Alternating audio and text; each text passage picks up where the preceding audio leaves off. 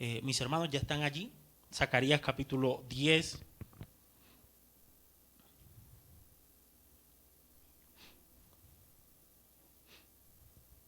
Dice la palabra: pedid a Jehová lluvia en la estación tardía. Jehová hará relámpagos y os dará lluvia abundante, y hierba verde en el campo a cada uno. Por los terafines, porque los terafines han dado vanos oráculos, y los adivinos han visto mentira. Han hablado sueños vanos, y vano es su consuelo, por lo cual el pueblo vaga como ovejas y sufre porque no tiene pastor.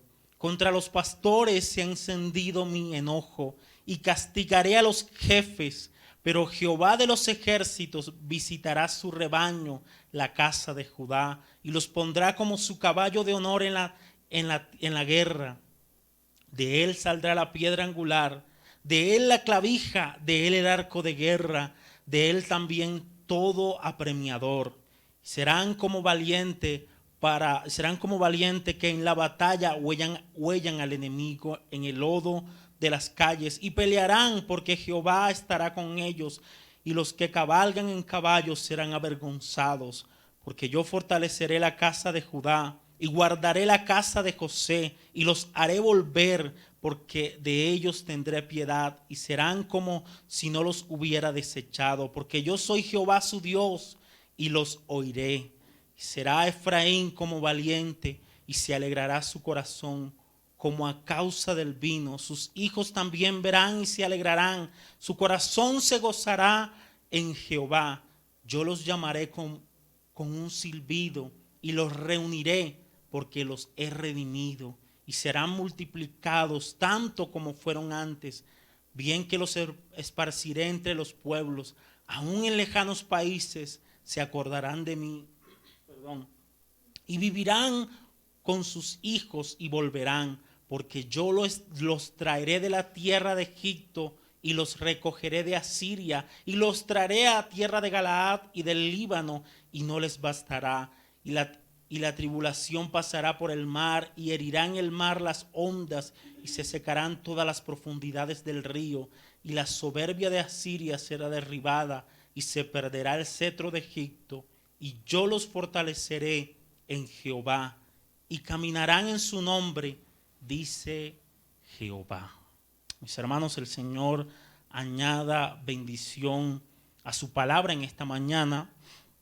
Lo más seguro es que no terminemos el capítulo 10 en esta mañana, así que este capítulo 10 lo estaremos viendo en dos partes. Hoy veremos la primera parte del capítulo 10, que irá del versículo 1 al versículo 5, para los que están tomando notas, si quieren tomarlo, o para que lo tengan en cuenta. Y si Dios lo permite, dentro de 8 días, mis hermanos, terminaremos el capítulo 10. Así que seguimos con nuestro estudio del libro de Zacarías, y de manera particular, mis hermanos, seguimos con el estudio. Más bien, hoy estaremos estudiando, o comenzaremos a estudiar el capítulo 10. Pero antes, mis hermanos, de entrar en el capítulo 10 como tal, quisiera recordarles que el pueblo de Dios, en medio de la prueba, en medio de la adversidad, en medio de las cosas difíciles, puede, incluso en medio del juicio, puede guardar la esperanza de que las cosas mejorarán. Repito, el pueblo de Dios, en medio de las crisis, en medio de la adversidad, aún en medio del juicio divino, puede guardar la esperanza de que las cosas mejorarán. En medio de la crisis, en medio de la adversidad, el pueblo debe tener perspectivas alentadoras, mis hermanos, o esperanzadoras acerca de su buen Dios. Y esto no lo digo no porque el pueblo se merezca algo, no, sino por la gran gracia, por la gran bondad de nuestro Dios.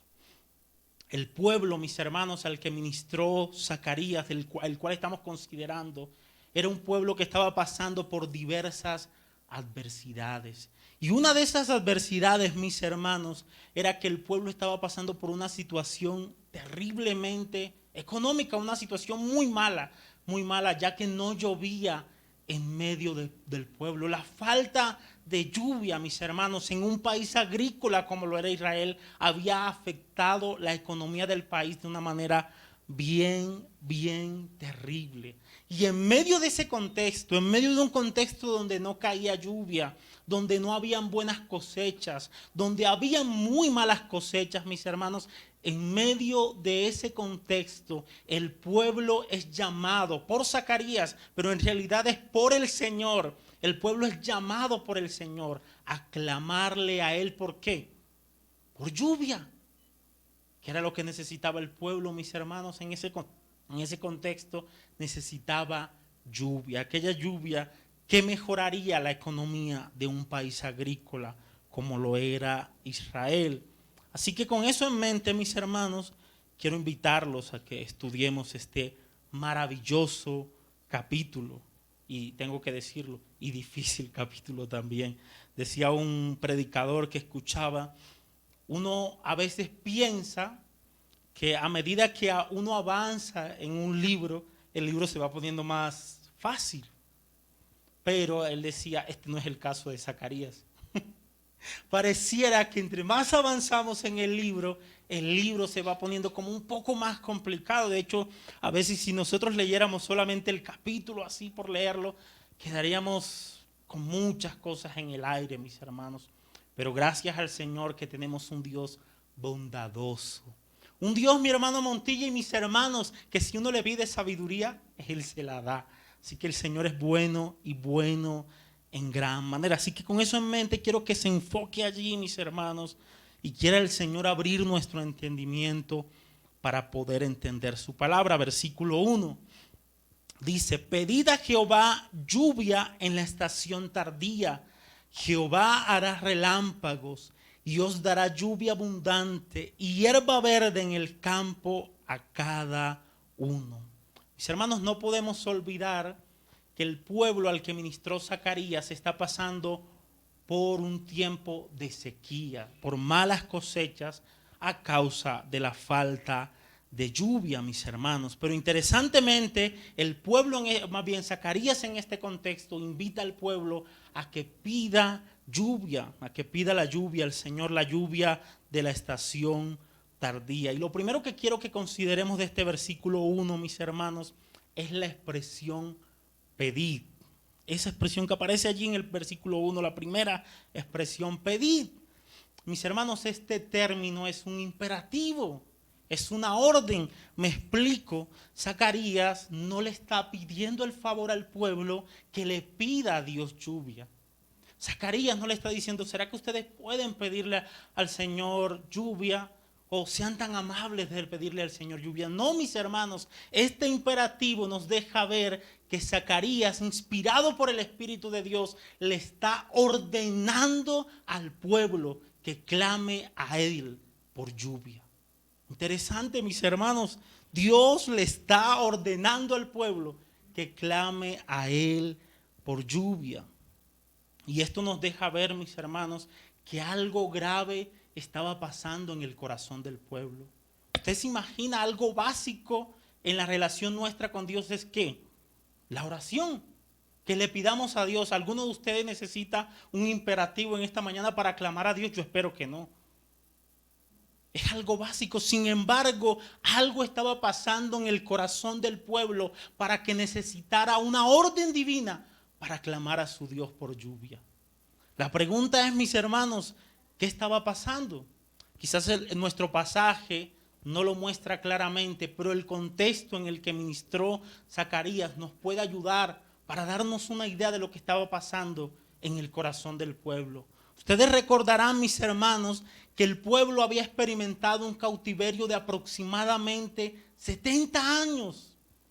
Además de eso, mis hermanos, como se los he dicho, el pueblo estaba experimentando o estaba pasando por la escasez económica, por la falta de lluvia. De hecho, el pueblo al que ministró Zacarías pensaba que Dios continuaba airado contra ellos. Y quizás, mis hermanos, eso era una razón para que el pueblo temiera o tuviera miedo en cierta manera de poder clamar a su Dios con tranquilidad. Quizás por eso, mis hermanos, el pueblo necesitaba una orden para clamar a su Dios. Además de todo eso, mis hermanos, la tentación continua en el Antiguo Testamento para el pueblo era acudir a los Baales, a los dioses falsos que se suponían producían o eran los que producían o los que ayudaban en el clima. Se suponía eso. Ellos tenían la tentación también de acudir a los terafines, que en breve sabremos qué son los terafines. Ellos tenían, que menciona el versículo 2, ellos tenían esa tentación, mis hermanos. Y quizás por todas esas cosas, por esas razones y por muchas más que vamos a seguir viendo, si Dios lo permite, por esas razones, mis hermanos, el pueblo necesitaba una orden divina para clamar a Dios. Pero insisto, era algo grave que estaba ocurriendo en el corazón de ellos. Aplicación.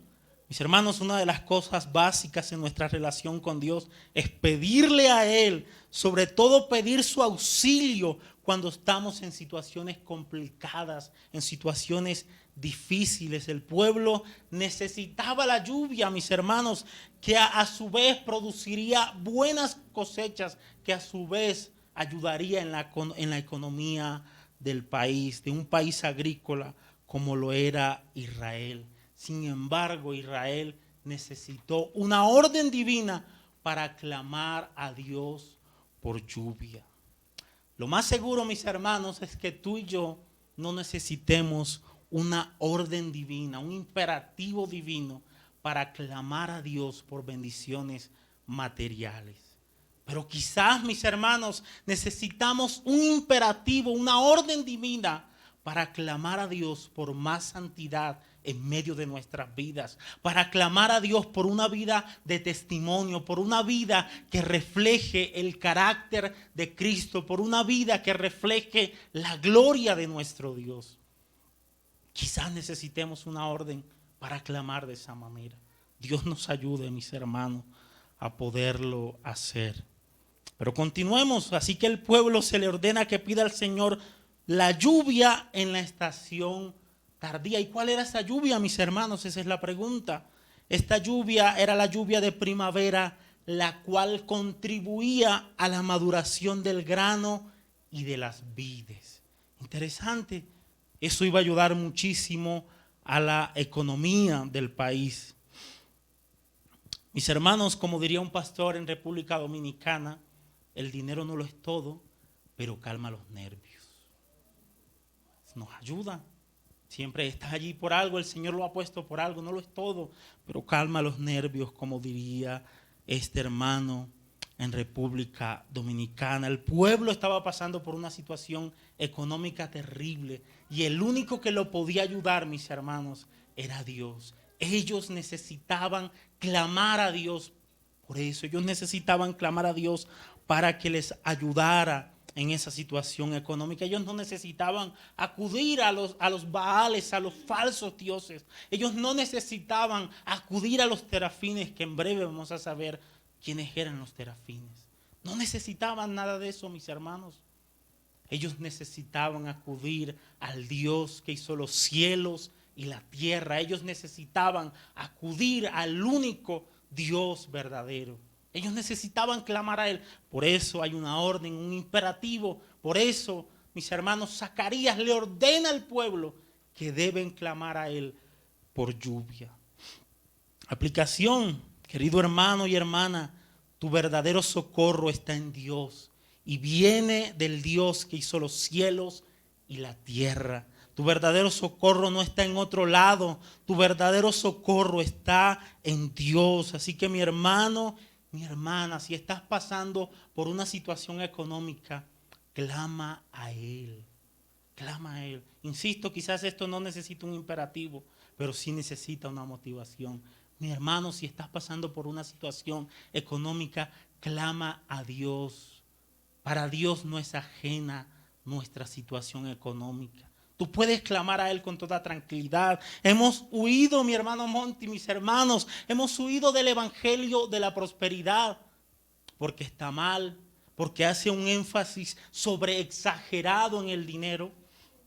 Pero eso no quiere decir que no podamos clamar a Dios para que nos ayude en nuestra economía. Eso no quiere decir que no podamos clamar a Dios por un buen empleo, por un buen trabajo, por un negocio que nos permita bendecir a nuestras familias, bendecir a la iglesia, que sobre todo nos permita seguir sirviendo al Señor, seguir adorando y agradando a nuestro Dios. Sí lo podemos hacer, mis hermanos, con toda tranquilidad, haciendo la salvedad que eso no se convierta en toda tu oración, que eso no sea el centro de tu oración, que eso no ocupe todo el tiempo de tu oración.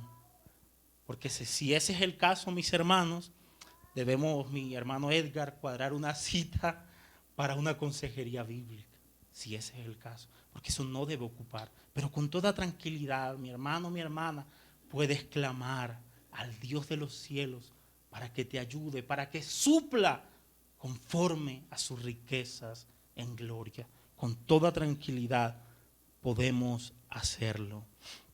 El verso termina diciendo: Jehová hará relámpagos y os dará lluvia y hierba verde en el campo a cada uno. Mis hermanos, interesante esta parte del versículo. El Señor no solamente le ordena al pueblo que clame a Él por lluvia, sino que le asegura al pueblo que se la va a dar, mi hermano. ¿No le parece eso interesante?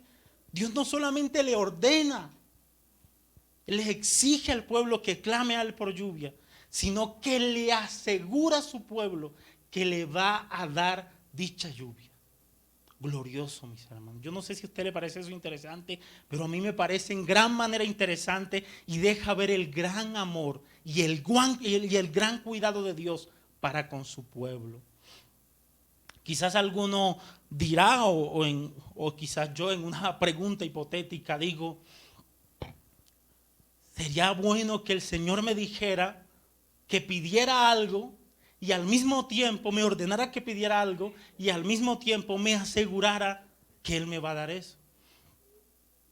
Oh, sorpresa, mis hermanos, la Escritura nos deja ver eso.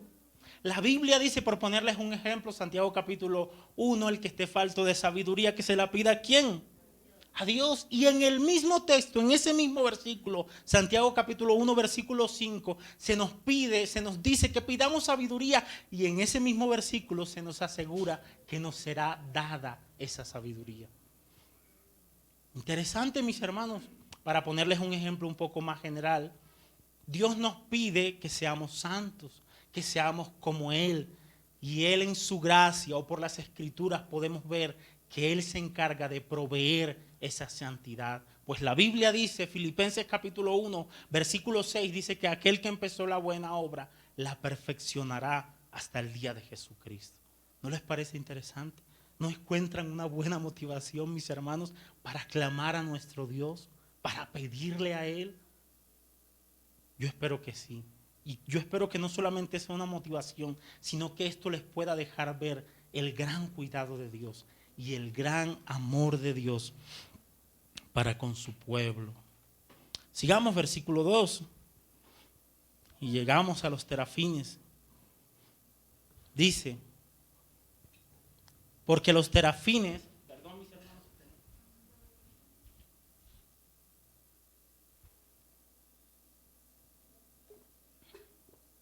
dice, porque los terafines han dado vanos oráculos y los adivinos han visto mentira, han hablado sueños vanos y vano es su consuelo. Por lo cual el pueblo vaga como ovejas y sufre porque no tiene pastor. Noten, mis hermanos, que en este verso hay una razón de contraste de por qué Dios le ordena a su pueblo a orar a Él por lluvia y le asegura que se la dará. Noten cuál es esa razón, mis hermanos. El verso comienza diciendo por qué el pueblo debe clamar a Dios. Bueno, miren cómo comienza diciendo el verso. Dice, porque los terafines han dado vanos oráculos. Esa primera expresión constituye una razón para clamar a Dios, mis hermanos, por lluvia y no a los terafines, que ahora vamos a ver quiénes eran. La pregunta es, ¿quiénes eran los terafines? Bueno, mis hermanos, la antigua palabra hebrea para ídolos es terafines, lo cual tiene el significado de ídolos caseros. Además, se dice que los adivinos consultaban el espíritu de los ídolos para predecir el futuro. De hecho, mis hermanos, para que ustedes puedan tener claridad y puedan estar tranquilos en que los terafines eran ídolos, tanto la Nueva Traducción Viviente, una versión llamada la Nueva Traducción Viviente, la NTV y la NBI, que es la Nueva Versión Internacional, lo traducen como ídolos. No dicen terafines, sino ídolos. Así que esos terafines, mis hermanos, eran unos pequeños ídolos domésticos o caseros. Y esos terafines lo usaban los adivinos para consultar supuestamente los espíritus y para predecir el futuro. Y de hecho miren lo que sigue diciendo, dice, los ídolos caseros dice, porque los terafines han dado vanos oráculos. La Nueva Traducción Viviente dice, los ídolos caseros dan consejos sin ningún valor. La Nueva Versión Internacional dice, los ídolos han hablado con engaño. Mis hermanos, si esa era una razón para clamar al Dios en cuyos labios no hay mentira, en cuyos labios no hay engaño. Los terafines podían acudir a esos ídolos, podían consultar a sus espíritus, pero ¿saben qué iban a decir, mis hermanos? Mentiras.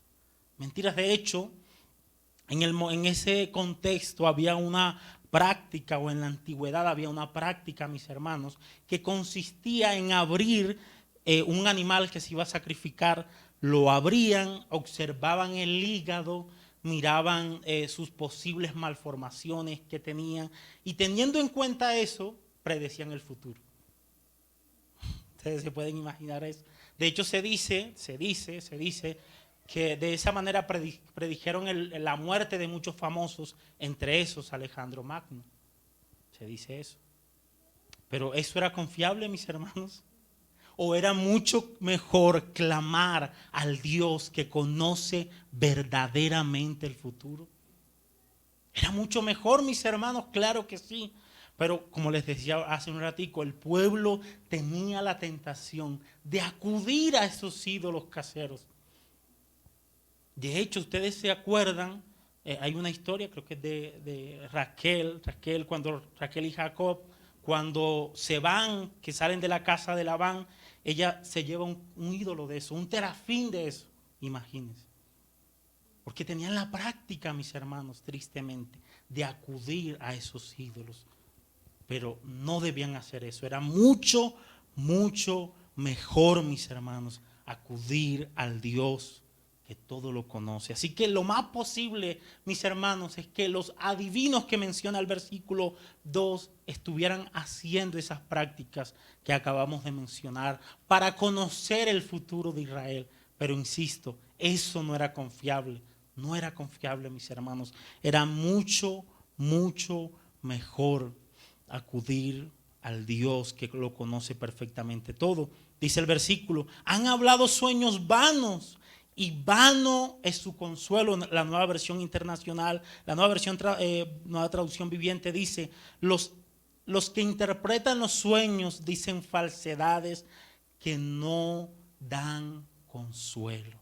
Ellos interpretaban los sueños, pero decían mentiras que no daban consuelo. Así que, mis hermanos, insisto, era mucho mejor clamar o acudir al Dios que trae verdadero consuelo para el corazón de su pueblo. Era muchísimo mejor, mis hermanos, acudir al Dios que traía verdadero consuelo al corazón del hombre. Y el versículo termina con un nefasto final, dice, por el cual el pueblo vaga como ovejas y sufre porque no tiene pastor. Mis hermanos, por haber acudido a dioses falsos, a los ídolos y adivinos, el pueblo vagó como ovejas sin pastor y sufrió porque no tuvo pastor. En cuanto a esto, dice un comentario exegético del Antiguo Testamento lo siguiente.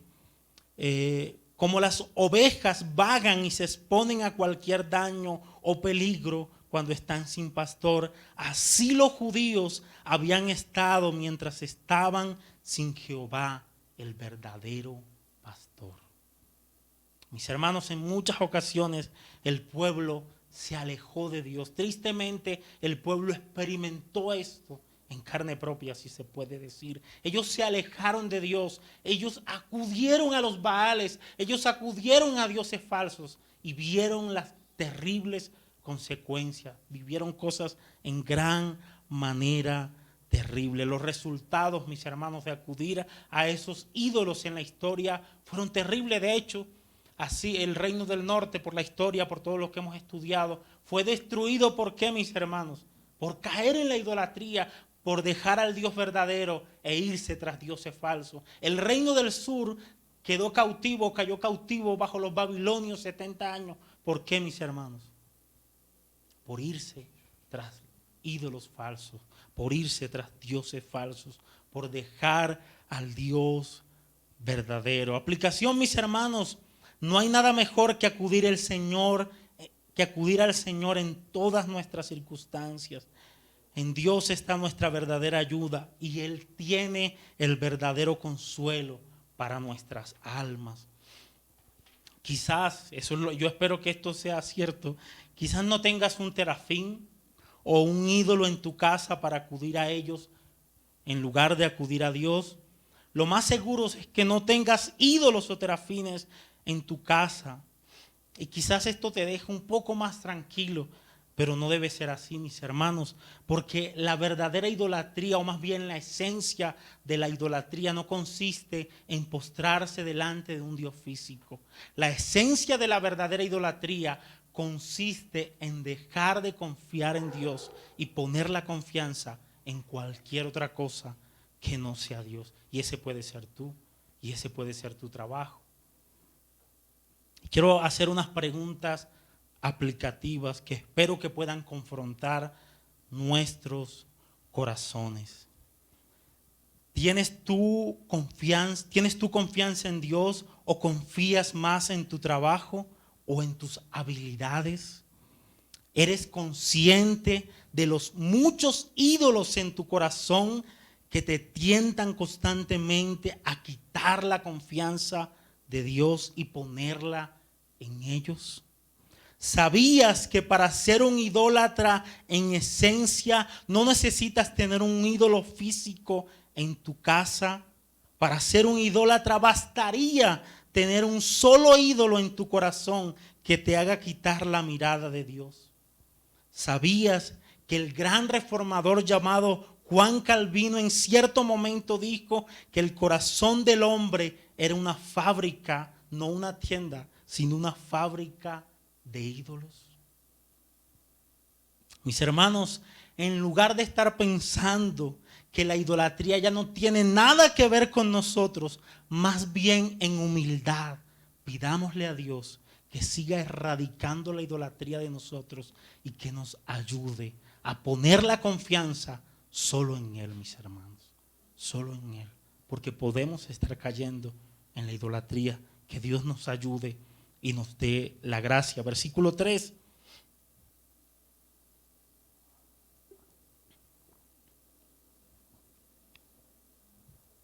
Dice: contra los pastores se ha encendido mi enojo y castigaré a los jefes, pero Jehová de los ejércitos visitará su rebaño, la casa de Judá, y los pondrá como su caballo de honor en la guerra.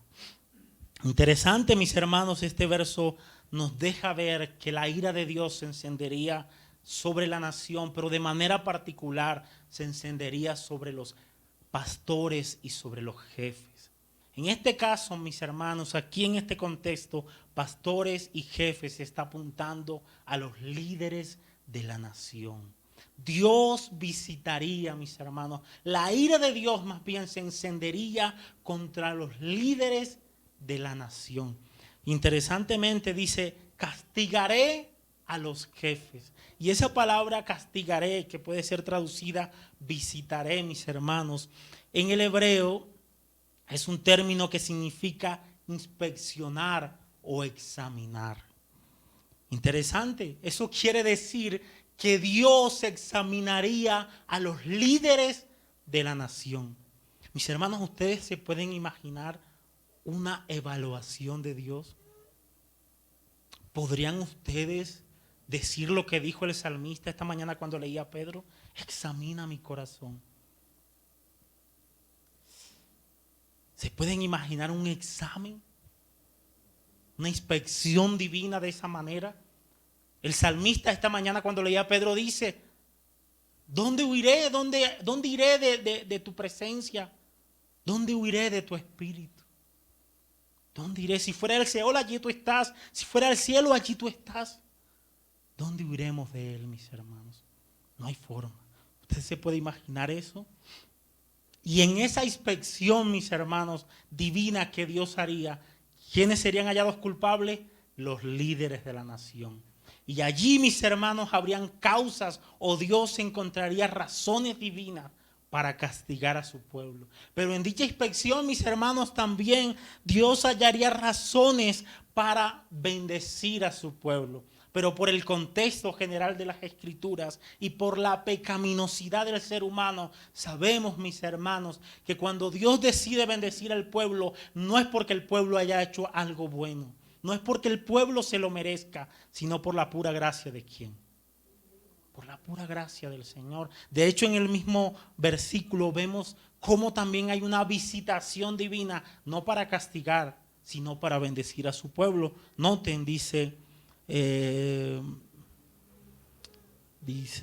contra los pastores he encendido mi enojo y castigaré a los jefes, pero Jehová de los ejércitos visitará su rebaño, mis hermanos, la casa de Judá, y los pondrá como su caballo de honor.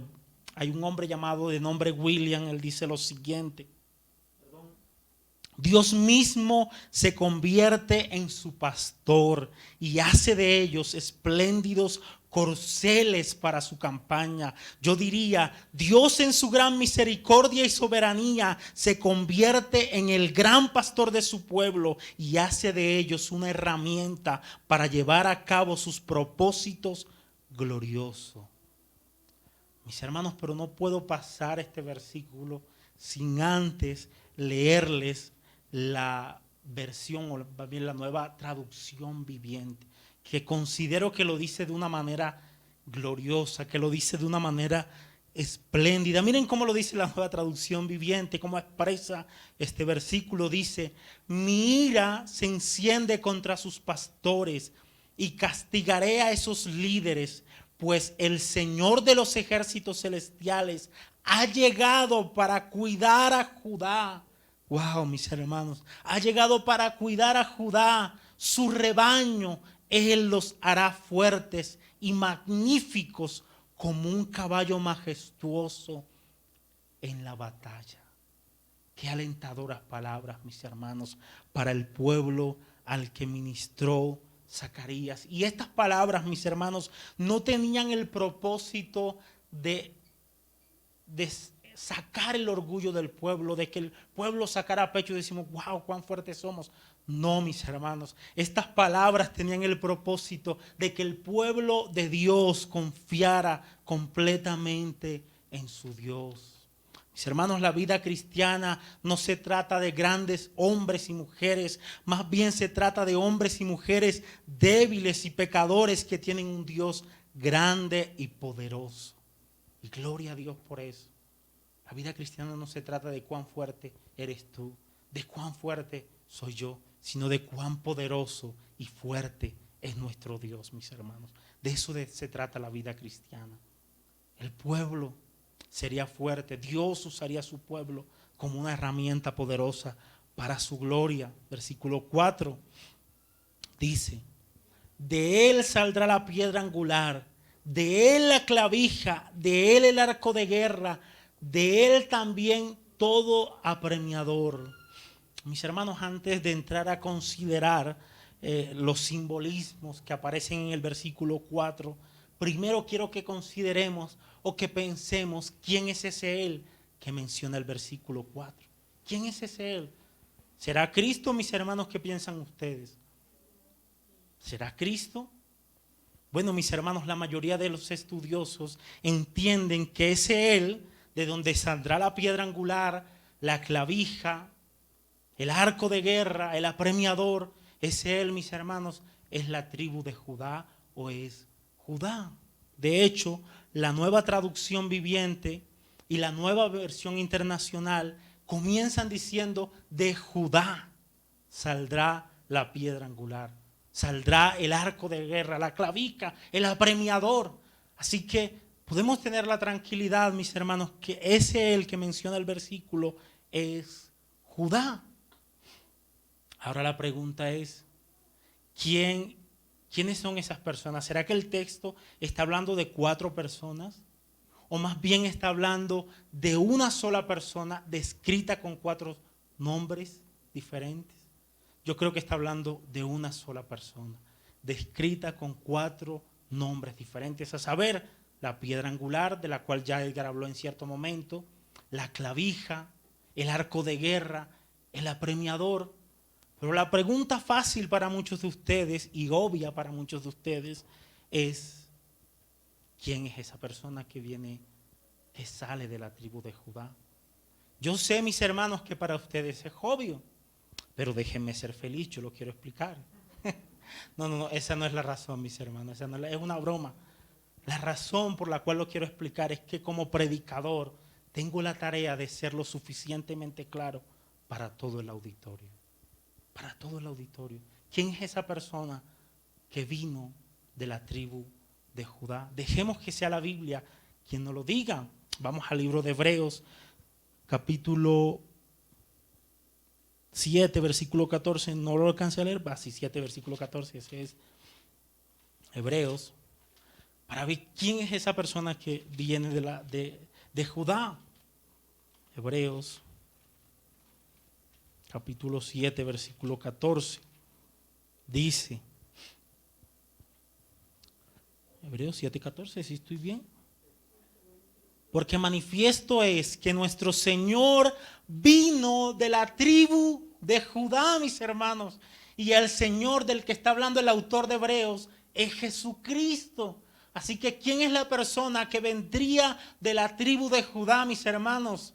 Cristo. ¿Quién es la persona que es llamada por el profeta Zacarías como la piedra angular, como la clavija, como el arco de guerra, como el apremiador? ¿Quién es esa persona? Según Hebreos capítulo 7, versículo 14. ¿Quién es esa persona que vendría de Judá? Jesucristo. Jesucristo, el Rey de Reyes y Señor de Señores, es esa persona, mis hermanos. Hay un hombre llamado David Gusid, quizás lo pronuncie mal.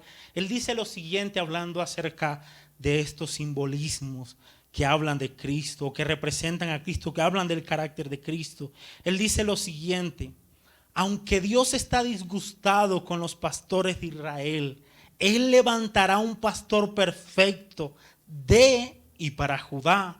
Jesús es la piedra angular, el cimiento, la medida, el estándar. Jesús es la clavija, el cual mantiene a todas las cosas de forma segura. La clavija o perno grande dentro de una tienda oriental sobre la cual se cuelga la mayor parte de sus mobiliarios valiosos.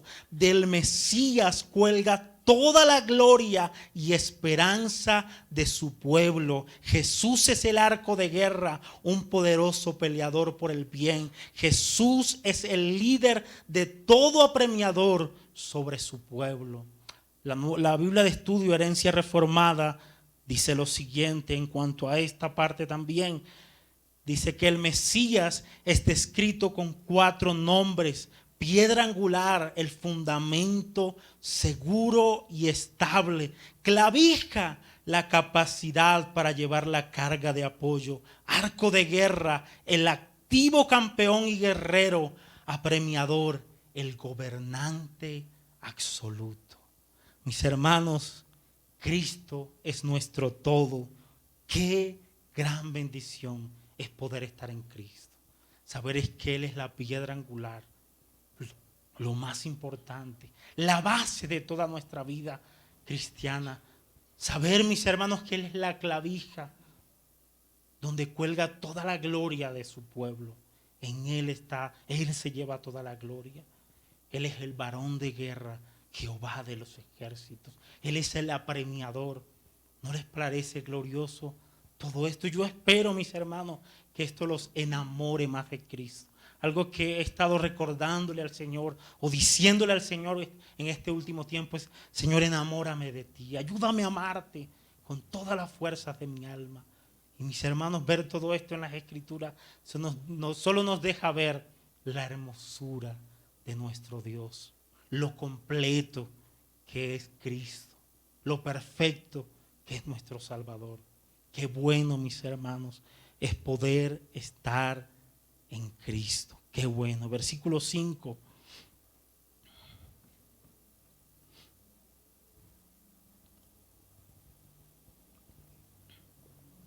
Dice: y serán como valientes que en la batalla huellan al enemigo en el lodo de las calles. ¿Quiénes serán como valientes, mis hermanos? El pueblo de Judá. Y yo considero y creo, mis hermanos, por la historia, que esto tuvo un cumplimiento parcial con los macabeos, de los cuales hablamos en el último mensaje que dimos acerca del capítulo 9.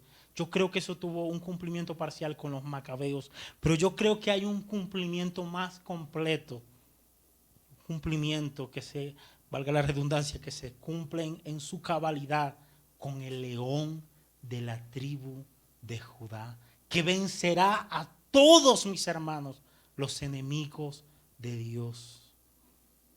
En Él se cumple, en Cristo Jesús, en el león de la tribu de Judá. Y quiero llevarlos a una cita que me parece bien interesante y con eso termino. Primera de Corintios capítulo 15, pensando en ese león de la tribu de Judá que vencerá a todos los enemigos. Primera de Corintios capítulo 15, versículos 25. Miren lo que le dice Pablo a la iglesia en Corinto. Dice: porque preciso es que Él reine. ¿Quién es ese Él, mis hermanos? Cristo, lo pueden corroborar después en sus casas si gustan. Porque preciso es que Él reine hasta que haya puesto a todos sus enemigos debajo de sus pies. Glorioso, mis hermanos. Qué bueno es poder estar en Cristo. Toda la oposición, todos aquellos que se levanten en contra del reino de Dios serán vencidos por ese poderoso guerrero llamado Jesucristo. Serán vencidos. Dios pondrá a sus enemigos por debajo de sus pies por medio de Cristo Jesús. ¿No les parece glorioso eso, mis hermanos?